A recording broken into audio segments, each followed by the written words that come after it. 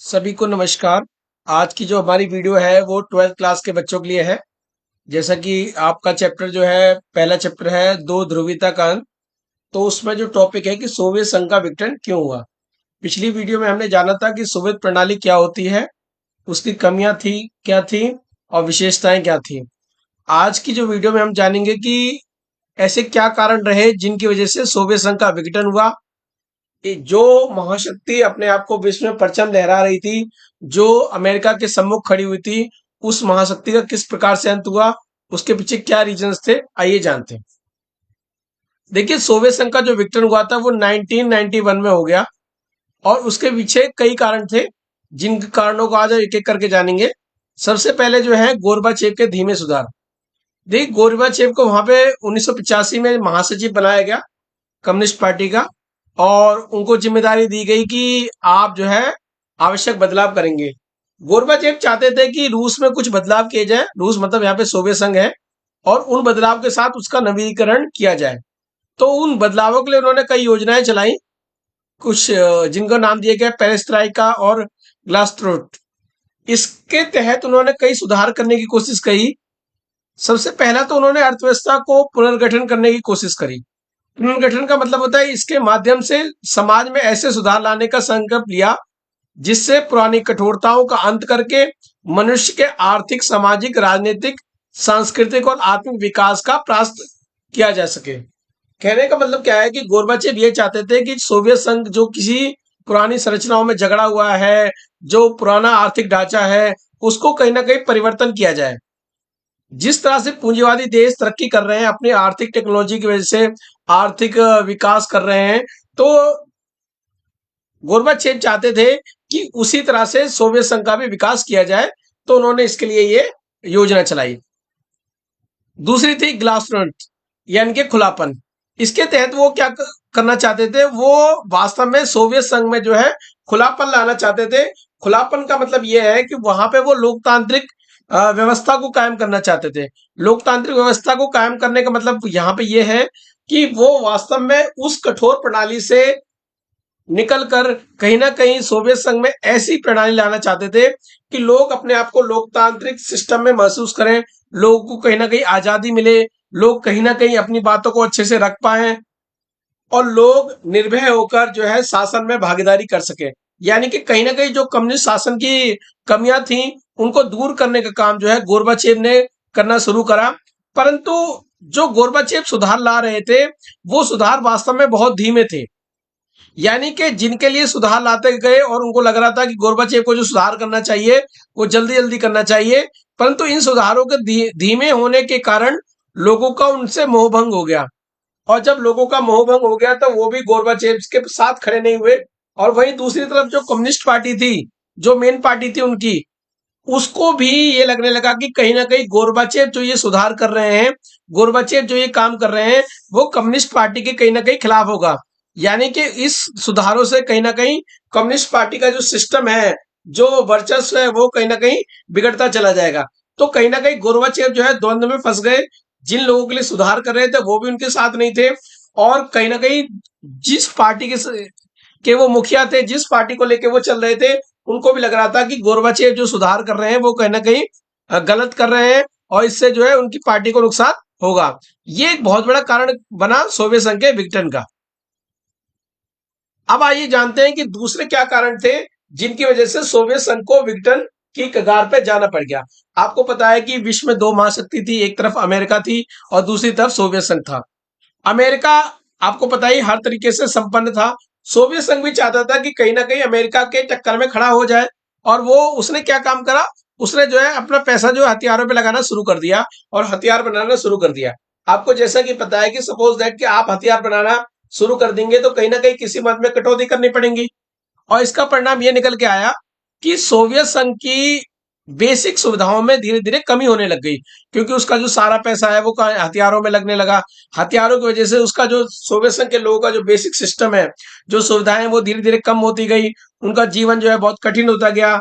जो उनका welfare state की संकल्पना थी वो कहीं ना कहीं खराब होती चली गई। और उसका परिणाम निकल के ये आया कि लोगों का सोवियत संघ से मोह भंग होने लग गया और लोगों को जब बात पता चली कि पूंजीवादी देशों के लोग जो है ज्यादा अच्छे से रह रहे हैं, क्योंकि उन्हें बताया गया था कि सोवियत संघ के जो लोग हैं वो बहुत अच्छे से रह रहे हैं, परंतु बाद में उन्हें पता चला कि कहीं ना कहीं पूंजीवादी देश ज्यादा अच्छे से रह रहे हैं, तो ये भी कहीं ना कहीं उनके विघटन का एक बहुत बड़ा कारण बना। तीसरा जो मेन कारण था जिसके पीछे सारा विघटन इर्द गिर्द घूमता है, वो है साम्य दल का कठोर स्वरूप। आपको पता है कि सोवियत संघ में जो है कम्युनिस्ट पार्टी हुआ करती थी और कम्युनिस्ट पार्टी ही शासन करती थी, परंतु कम्युनिस्ट पार्टी धीरे धीरे कहीं ना कहीं बहुत सारी कमियों के साथ आती गई, जिसमें सबसे बड़ी बात यह थी कि लोगों को लगने लग गया कि कम्युनिस्ट पार्टी ने उनको दमघोटू माहौल में रख रखा है।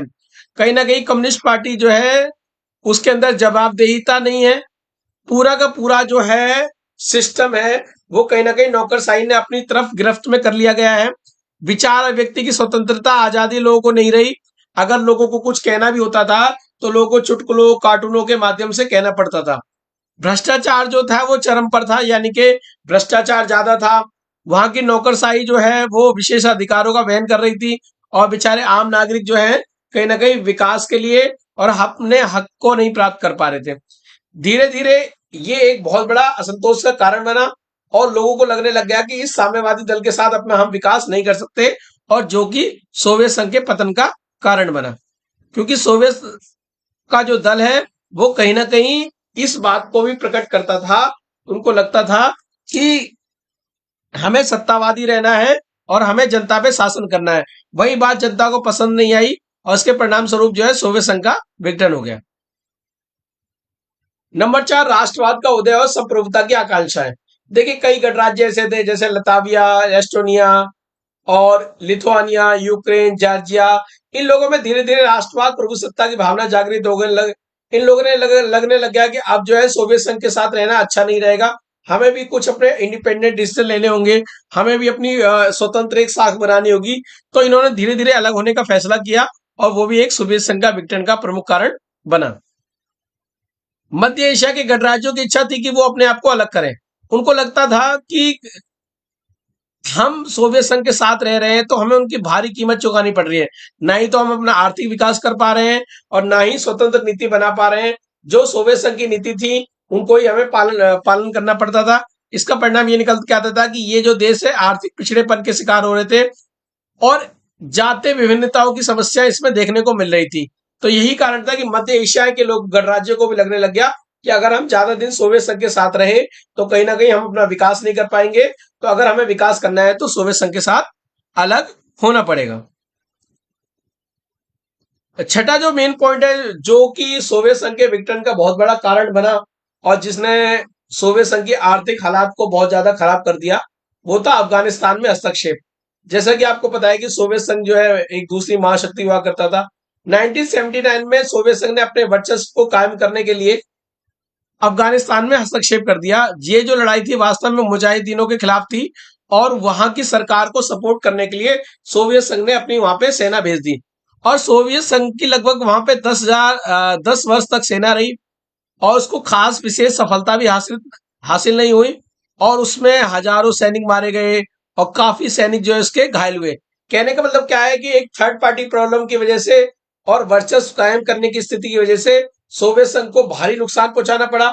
इस युद्ध की सजा उसके लोगों को उठानी पड़ी, क्योंकि इस युद्ध में बहुत सारा पैसा लगा, इस युद्ध में बहुत सारे हथियार लगे। उसके परिणाम स्वरूप सोवियत संघ ने जो है अपनी आर्थिक स्थिति को खराब कर लिया, उसने बुनियादी सुविधाओं को खराब कर लिया और एक युद्ध की चाह ने, एक वर्चस्व की चाह ने कहीं ना कहीं सोवियत संघ को विघटन का परिणाम बना दिया और बाद में अंततः 1991 में सोवियत संघ का विघटन हो गया।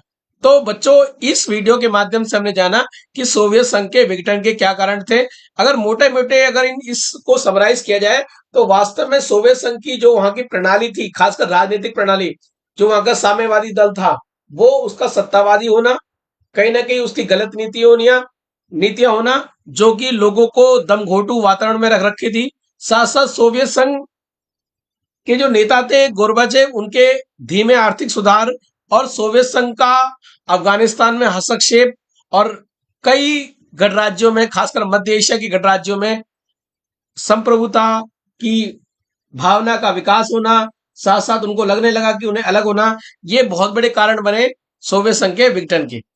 आशा करता हूं इस वीडियो के माध्यम से आपको सोवियत संघ के विघटन के बारे में पता चल गया होगा। अगर आप चाहते हैं कि आपको और वीडियो मिले तो मेरे चैनल सोनू कश्यप सर को सब्सक्राइब कीजिए। यहाँ पे आपको सारी latest video chapter wise chapter आपको मिल जाएंगी। अगली वीडियो में किसी नए टॉपिक के साथ शामिल होते हैं, तब तक के लिए टाटा बाय, धन्यवाद।